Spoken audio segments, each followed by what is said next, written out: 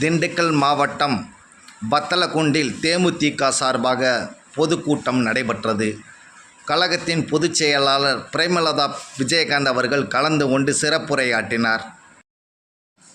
முன்னதாக பொதுச் செயலாளர் விஜயகாந்த் பிரேமலதா வருகையொட்டி கட்சி தொண்டர்களும் நிர்வாகிகளும் உற்சாக வரவேற்பு அளித்து மகிழ்ச்சியை வெளிப்படுத்தினர்.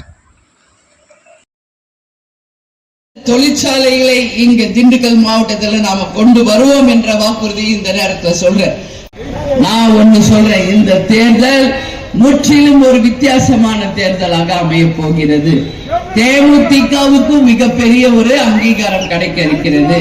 கடவுள் அருளால் இருந்தால் இந்த முறை நிச்சயமாக எல்லா பேரும் ஜெயிச்சு கூட்டணி மந்திரி சபை அமைக்க வரைய வாய்ப்பு இருக்கிறது என்பதை இந்த நேரத்தில் உங்களுக்கு சொல்றேன்.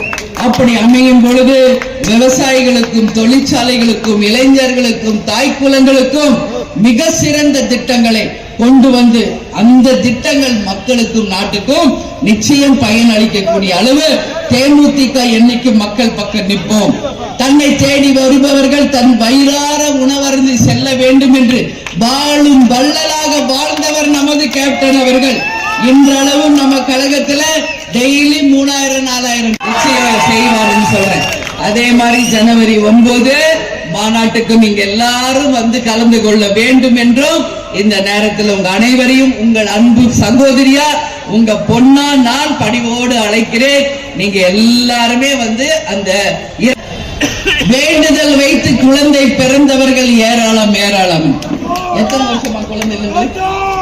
17 வருஷம் குழந்தை இல்லாம அவங்க போகாத கோயில் இல்ல, வேண்டாத தெய்வம் இல்ல, எல்லாத்தையும் பார்த்துட்டாங்க.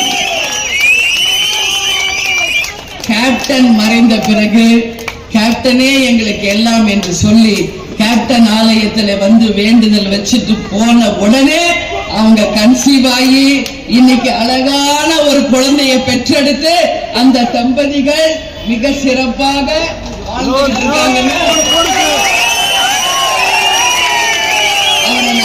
இவரை நான் கேப்டனாகவே பார்க்கிறேன். இவர் பேரு கேப்டனுடைய அப்பா பேர் அழகர் தியாஷ் அப்படின்னு இந்த குழந்தைக்கு பேர் வச்சிருக்காங்க.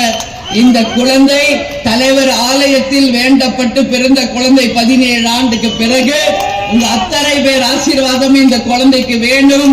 இந்த குழந்தை தீர்க்காயுசா எல்லா வளங்களையும் நலங்களையும் பெற்று சீரோடும் சிறப்போடும் வாழணும் சொல்லி உங்கள் அனைவர் சார்பாக இந்த குழந்தையை நான் ஆசீர்வதிக்கிறேன். இவங்க கேப்டன் மாதிரியே துடிப்பாகிறாங்க. வணக்கம், இது தமிழ் பவர் நியூஸ். சப்ஸ்கிரைப் பண்ணுங்க, ஷேர் பண்ணுங்க, கமெண்ட் பண்ணுங்க. நன்றி, வணக்கம்.